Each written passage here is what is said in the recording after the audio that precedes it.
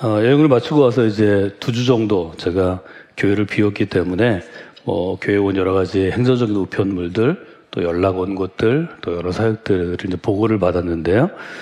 지난 주간에 도착한 이제 선물 세트를 받았습니다. 저희가 6월 28일에 킹 오브 킹스 영화의 시사회, 초청 시사회를 저희가 대전에서 했고요. 또 7월 달에는 저희 교회에서 극장을 2개를 임대해서 함께 보는 시간이 있었습니다. 킹 오브 킹스 영화사에서 보낸 선물이 저를 기다리고 있었습니다. 그래서 여러 세트가 왔는데요. 어린 자녀들을 위해서 스티커로 이제 예수님 이야기를 볼 수 있는 것, 또 색칠을 하는 것, 또 성경 필사를 할 수 있는 것, 또 영화의 장면들을 모은 포스터북 여러 가지가 있었는데요. 그 중에 제가 제일 마음에 드는 것은 실제 그 영화의 대본집이었습니다. 대본집을 책으로 만들고 뒤편에는 스토리보드가 있는데요. 모든 애니메이션은 미리 만드는 감독이나 제작자가 스케치를 미리 합니다. 그래서 스케치를 내서 영화에 커트를 다 찍게 되는데 스토리보드가 전체 들어있고 맨 앞장에 영화를 만든 장성호 감독의 자필 사인이 있어서 제가 책을 물론 많이 모으지만 만든 저자나 작가가 쓴 사인이 있는 그런 칸에 이것을 좀 놔두면 좋겠다 하는 생각을 하게 되었습니다. 이 영화가 이제 개봉되고 또 한국 교회 가운데 열려지는데 우리 교회가 또 제가 중심적인 역할을 할 수 있었던 것은 한 통의 전화부터였습니다. 6월 달에 국민일보 종교국의 강국장으로부터 제가 전화를 받았습니다. 전화의 내용은 아주 간단했습니다. 목사님, 저희가 킹 오브 킹스 영화를 좀 알리는 일을 국민일보에서 하려고 그러는데 시사회를 서울, 대전, 부산 이 3곳에서 좀 했으면 좋겠습니다. 대전에 이 일을 좀 할 수 있도록 좀 사람들을 연결해 주시고 소개해 주시면 좋겠습니다. 굉장히 부드럽게 저한테 얘기했지만 저한테는 이 일을 맡아달라는 일로 그렇게 생각이 됐습니다. 제가 대답을 못했습니다. 전에 같았으면 10년 전 같았으면 이렇게 좋은 영화나 좋은 뮤지컬이나 또 좋은 드라마 같은 것을 소개하는 것은 대전에서는 저희 교회가 제일 먼저 또 제일 열심히 소개를 했는데요. 6월 달에 저한테 할 일이 너무 많았습니다. 8월 달에 감리교 선교 140년 청년 집회도 막 준비 중이었고 또 겉으로 공개할 수 없지만 조정하고 해결해야 될 교단의 문제들을 서너 가지 제가 또 맡았기 때문에 책임을 맡았기 때문에 사람들을 만나고 조절하는 일로 스트레스로 잠을 못 잘 정도로 어려움이 있었습니다. 망설이고 있는데 그 다음 날 국민일보 종교국에서 실무를 맡은 김 부국장이 다른 분이 저한테 전화를 했습니다. 영화 감독이 찾아와서 만나고 또 얘기를 했는데 자기 마음에 너무 도와주고 싶은 마음이 든다는 것이었습니다. 그래서 제가 물어봤습니다. 아니 영화를 만드는 거 중요한 일이고 다 있지만 본업이 아닌데 당신이 할 일이 아닌데 왜 도와주고 싶은 마음이 생겼냐 하니까 그분이 그 얘기를 합니다. 영화가 이제 아시는 것처럼 한국에서 개봉하지 않고 부활절에 금년 부활절에 미국에서 개봉을 해서 개봉 후 3주간 5천만 불 가까운 흥행을 거두어서 아주 흥행한 영화가 되었습니다. 한국에서 제작한 영화로는 기생충을 뛰어넘는 최고 흥행 성적을 거뒀고 또 영화 평점을 매기는 이제 사이트들이 있는데요. 시네마 플러스라고 하는 공신력 있는 영화 평가 기관에서 A 플러스 등급을 받았습니다.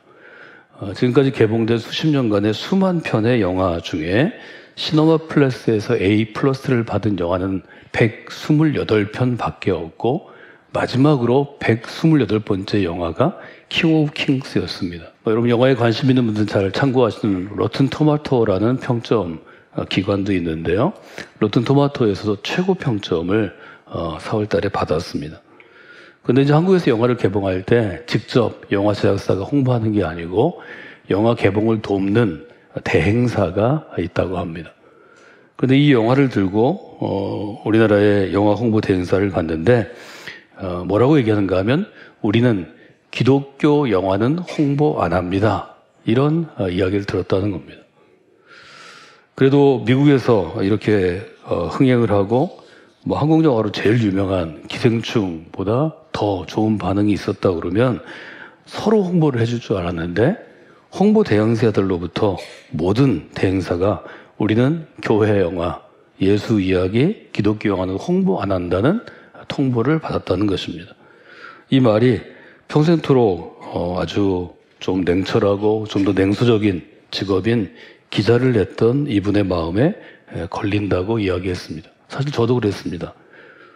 홍보회사가 맞지 않는 영화가 두 부류인데 하나는 애니메이션이고 하나는 기독교 영화랍니다. 또 뭐 우리 교도 자주 오고 저와 오랜 친구인 만나교회 김병선 목사가 전화를 했는데 영화 감독이 직접 교회로 찾아왔답니다. 이 영화에 관련된 스튜디오에 직원들이 몇 분 만나교회를 섬기는데 아마 그분들이 추천한 것 같습니다. 우리가 좀 도와줘야 될 것 같아. 뭐 이런 얘기를 들었습니다. 그리고 그 다음에 국민일보의 기자에게 어떤 얘기를 들었냐면 이 영화를 홍보하기 위해서 우리나라의 아주 시청률이 높은 대표적인 인터뷰 프로그램, 뭐 어떤 드라마를 한다든지 또 어떤 배우가 우리가 잘 아는 어떤 탑 배우가 영화에 나와가지고 나오는 이유가 영화를 홍보하기 위해서 나오는 거죠. 그래서 그 프로그램에 이제 출연을 시도했다고 합니다. 그랬더니 어떤 프로그램이 출연을 거절했다는 것입니다. 미국에서 기생충을 능가하는 흥행 성적을 내고 국내의 모든 미디어가 뭐 한국에서 만든 영화가 최고의 성적을 냈다고 기사를 냈는데 실제로 그 영화에 출연한 배우, 그 목소리로 출연한 배우들이 탑 배우들이죠. 뭐 이병헌 씨와 같은 배우들, 또 영화 감독이 프로그램에 나오려고 그러는데 그 프로그램의 작가와 PD가 뭐라고 거절했냐면 교회 이야기를 하면 우리 시청률이 떨어집니다. 이렇게 얘기를 하더랍니다. 우리는 기독교 영화 홍보 안 합니다. 당신들 나와서 교회 얘기하면 우리 프로그램이 시청률 떨어져서 어려움 겪습니다. 이 두 가지 말을 듣고 저는 시사회 해야 되겠다 이런 생각을 하게 되었습니다. 그것이 부당한 사회적인 압력이기 때문입니다. 그리고 그 다음 날부터 시사회에 관한 일들을 진행하게 됐고 9개 도시에서 2,000명 넘는 목회자들이 또 그리스도인 리더들이 참여하는 시사회가 되었고 또 애니메이션으로는 두 번째 정도의 흥행을 이루는 일들을 저희가 하게 되었습니다. 다니엘서의 메시지가 어떤 거냐? 앞에 풀무불이 불타오르는데 내가 믿음으로 하나님 도와주세요 그러면 풀무불에서 나를 구해주실 것이다. 이런 단순한 이야기냐? 이런 단순한 이야기가 아닙니다. 하나님이 모두를 풀무불에서 구해주시는 게 아닙니다. 그럼 어떤 이야기를 어떤 교훈을 우리가 이 성경을 통해서 보게 되느냐? 이것이 구약이나 또 복음서의 스토리를 읽는 굉장히 중요한 일종의 해석의 한 도구인데요. 저는 뭐 긴 이야기를 짧게 여러분이 기억하시려면 이렇게 기억하시면 좋겠습니다. 그토록 어렵고 힘든 시대에도 그 한 사람이 있었다. 다니엘이 어떤 이야기냐? 정말 왕의 명령을 거부하면 불타는 풀무불에 던져지는 그 살벌하고 폭력적인 시대에도 왕의 명령을 거절하는 한 사람이 있었다. 이 이야기를 우리한테 지금 전해주기 위해서 쓰고 있다. 이렇게 여러분들이 보시면 좋을 것 같습니다. 어렵고 힘든 시대에도 믿음으로 살고자 노력하던 한 사람이 있었다는 이 다니엘의 이야기가 시대마다 계속됩니다. 저희가 방문했던 조지아, 그루지아인데요. 소련에 점령하에 있을 때는 조지아나 에르메니아에도 지금으로부터 아주 1700년 전에 300년이 되는 그 4세기 초에 그런 한 사람 한 사람이 있어서 수많은 교회가 도시마다 세워지게 되었다. 사람 이름도 바뀌고 도시도 바뀌고 인종도 바뀌지만 똑같은 얘기입니다. 그 어려운 때에도 한 사람이 있어서 교회가 세워지고 세상이 바뀌게 됐다. 그 얘기를 이제 하고 있는 것을 보게 됩니다. 저는 다니엘서를 읽으면서 또 조지아와 아르메니아에 있는 여러 교회들을 비슷비슷한 교회들을 방문하면서 안희숙 여사를 기억했습니다. 1908년 6월 24일 평안부도 박천에서 안희숙 여사가 태어났는데요. 이분이 우리에게 잘 알려진 것은 죽으면 죽으리다라는 그의 아주 자서전을 한국 교회에 선물처럼 주었기 때문입니다. 1980년에 나온 지금 여러분이 구할 수 있는 책은 표지가 바뀌었는데요. 첫 번째 표지는 저렇게 완전히 녹색에 빨간색으로 죽으면 죽으리라 이렇게 써 있습니다. 저 책을 제가 아주 어린 시절에 처음 나왔을 때 아버님의 서재에서 너무 강렬한 인상 때문에 붙잡았는데요. 책이 굉장히 두껍습니다. 어릴 때부터 청소년기에 저 책을 여러 번 읽으면서 저 안에 있는 내용이 너무 두려운 이야기입니다. 일제강점기에 신사참배를 반대해서 20대에 처녀의 몸으로 고초를 받던 고통과 고문당했던 것, 또 5에서 6년간이나 갇혀 있는데 6년 동안 경험한 것들이 너무 자세하게 써 있어서 읽을 때는 아주 두려웠습니다. 안희수 선생은 어려서부터 굉장히 총명했고요. 박전의 보통학교를 거쳐서 평양의 서문역을 졸업한 다음에 일본 유학한 그 당시로서는 유학파였습니다. 그를 길러낸 사람은 그의 어머니였습니다. 21살이 된 1929년에 귀국해서 대구여자 고등보통학교 교사로 임용돼서 근무하다가 신사참배가 한참이던 1937년에는 평북 선천의 보성여학교에서 음악교사로 그렇게 일했습니다. 신사참배 문제로 한반도가 요동치기 전까지는 안희숙은 어려움없이 잘 살았다고 합니다. 1930년대 들어서 신사참배를 강요하게 되었고 또 근무하던 보성여학교는 선교사가 세운 학교이기 때문에 대부분의 교사들이 그리스도인이었고 또 아이들도 그리스도인 가정에서 믿음으로 잘 기르기 위해서 그 학교에 보냈는데 신사참배를 이제 찬성하는 입장에 설 수밖에 없는 그런 상황이었습니다. 근데 안희숙 선생은 음악 선생으로서 음악부원들이 그를 따르고 한 40명 되는 음악부원들이 좋아하고 그를 따라하는데 신사참배를 하면 안 되겠다는 생각에 계속 도망을 갔다 합니다. 그래서 매월 첫날 선천에 모여서 신사참배를 했는데 안희숙 선생은 피아노실로 도망가고 안 선생을 존경하던 아이들은 다른 곳으로 도망가니까 점점 문제가 생겼습니다. 하루는 안희숙 선생을 빼놓고 직원 교사들이 회의를 열었습니다. 그래서 뭐라고 결정했냐면 모든 선생들이 우리는 존경하지 않고 안 선생 말만 듣고 신사참배를 거절해서 안 선생만 존경하니까 반드시 선생을 그만두게 하든지 끌고 가서 신사참배를 같이 해야 된다. 이런 결정을 이제 교사회의에서 하게 되었답니다. 그래서 결국 초하룻 날이 돼서 신사참배를 하기 위해서 학생들은 운동장에 모여서 있고 안 선생은 피아노실에서 기도하고 있고 아이들은 기숙사로 도망가고 창고로 도망가고 화장실에 들어가서 문 닫고 있는데 선생님들이 다 그 아이들을 찾아냈습니다. 또 피아노실로는 교장이 직접 올라와서 안 선생 여기 있냐고 물어봐서 이제 끄집어냈습니다. 이렇게 얘기했다 합니다. 오늘이 초하루인 거 알죠? 초하루마다 우리 학교 선생님과 학생들이 선천에 있는 남산으로 신사참배 가야 하는 거 알죠? 그리고 이렇게 얘기했답니다. 나도 크리스천이요. 다른 선생도 크리스천이요. 당신 혼자 크리스천인 게 아니지 않소. 학생들도 모두 크리스천 가정에서 거의 다 온 우리 자체가 기독교 학교예요. 근데 우리가 이 학교를 경영하기 위해서는 일본인이 하라는 대로 할 수밖에 없고 안 선생만 법에 복종하지 않고 마음대로 하니까 다른 선생들이 너무 불편하고 학생들이 안 선생은 너무 존경하는데 다른 선생들을 멸시합니다. 우리 학교가 유지되려면 선생들은 그래도 태도를 같이 해줘야 되지 않겠습니까? 안희숙 선생은 교장의 얼굴을 쳐다보면서 이렇게 얘기했다 합니다. 선생님, 그러면 저는 오늘 사표 낼 테니까 염려하지 마세요. 교장이 이렇게 얘기합니다. 아니 오늘 초하루고 군수가 지금 그 자리에 서서 한 사람도 빠지면 안 된다고 저 난리를 치는데 사직하면 어떻게 되겠어? 지금까지 학교 문 안 닫은 거 다 일본인에게 복종해서 이렇게 됐는데 당신 때문에 우리 학교 폐교하게 되면 어떻게 책임질 거예요?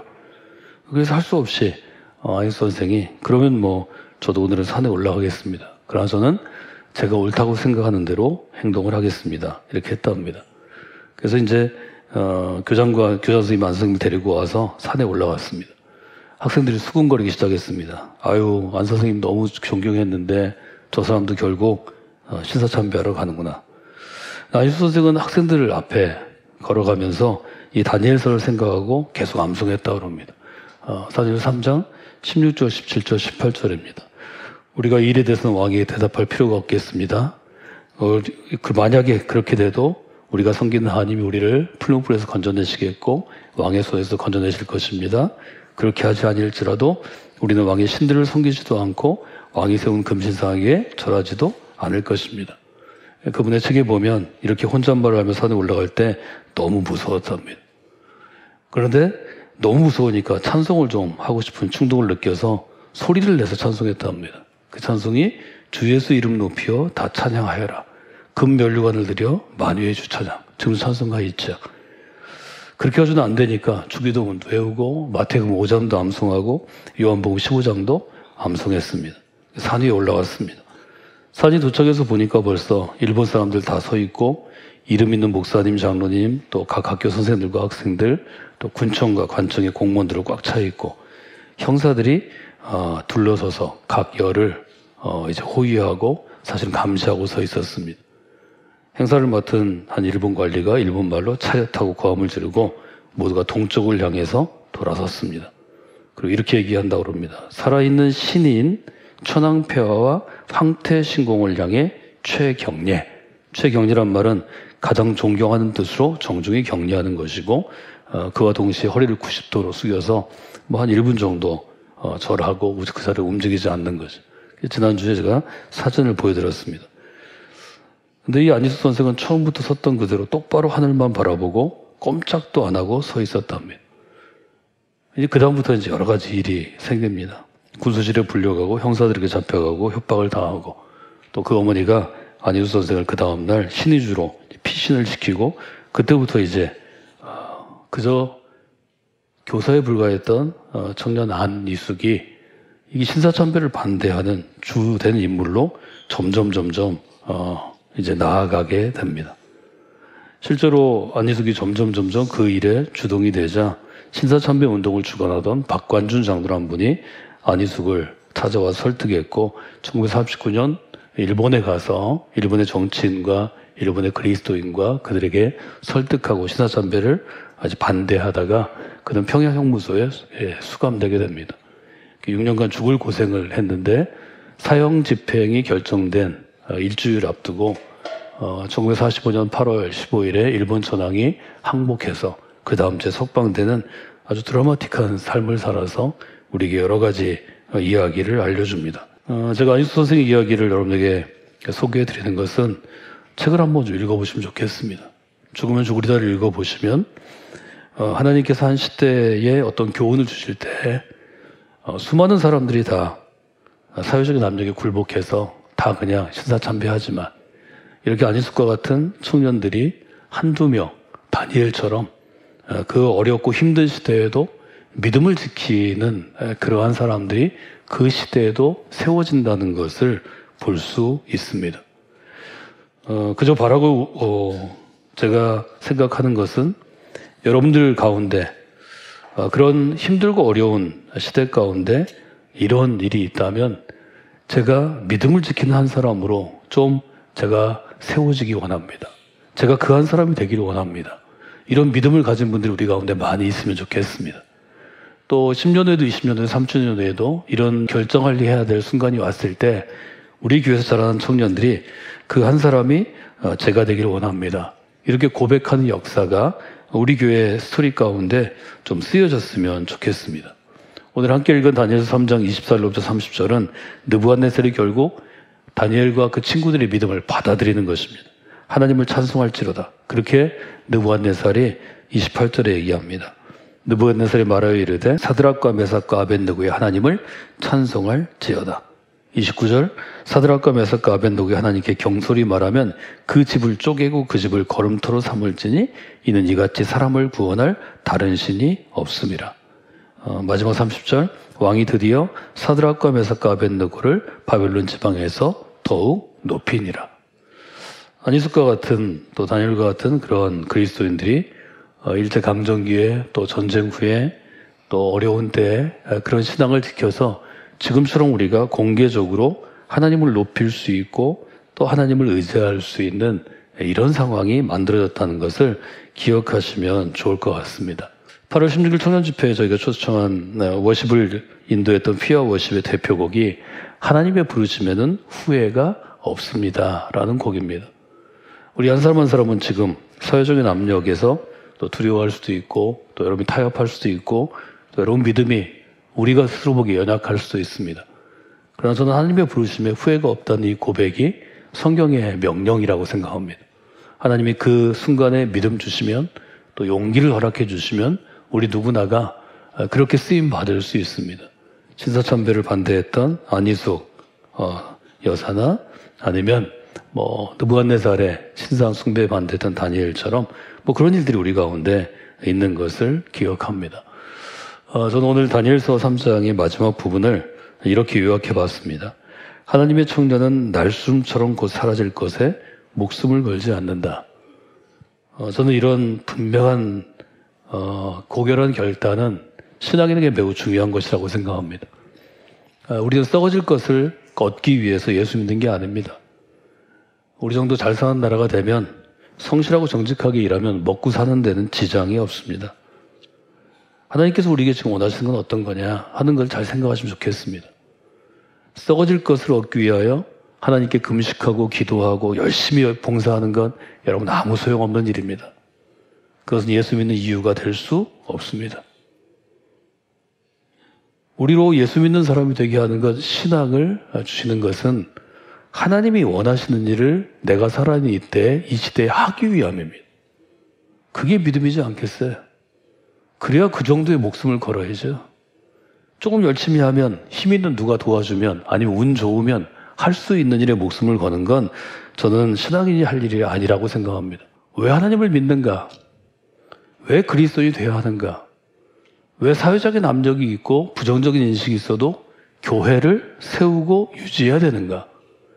이 부분에 대한 분명한 결단이 없으면 우리가 예수님의 이름으로 모이고 하나님을 예배하고 또 내가 하나님의 믿는다고 내가 말로 고백해도 그것은 신앙이 아닙니다. 그것은 교회가 아닙니다. 그것은 그리스도의 삶이 아닙니다. 하나님께서 원하시는 삶이 예수 그리스도가 세우고자 했던 교회 공동체가 그 본질을 붙잡아야 교회가 되고 신앙이 되고 그리스도인이 됩니다.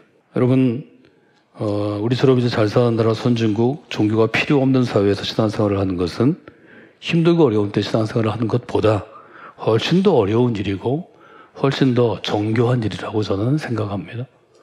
그래서 여러분들이 바른 믿음이 무엇인가? 우리는 무엇을 믿는가? 무엇을 위해서 헌신하는가? 어떻게 살아야 하는가? 이런 문제를 가지고 씨름하지 않으면 모든 선진국, 적어도 국민소득이 3만 달러 이상 되는 곳에는 종교가 설 자리가 별로 없습니다. 여러분이 그 마음을 가지고 다니엘서를 한 번 더 읽으시면 좋을 것 같습니다. 하나님의 사람은 이 날숨이라고 제가 표현했는데 한 겨울날 후 하고 불어내는 금세 사라질 하얀 입김처럼 사라질 것에 목숨을 걸지 말라고 성경은 우리에게 도전합니다. 교회는 우리에게 도전하고 또 하나님은 도전하십니다. 그 도전의 부르심 앞에 여러분들이 정직하게 답할 수 있는 귀한 믿음의 사람들이 되기를 주님의 이름으로 축원해드립니다.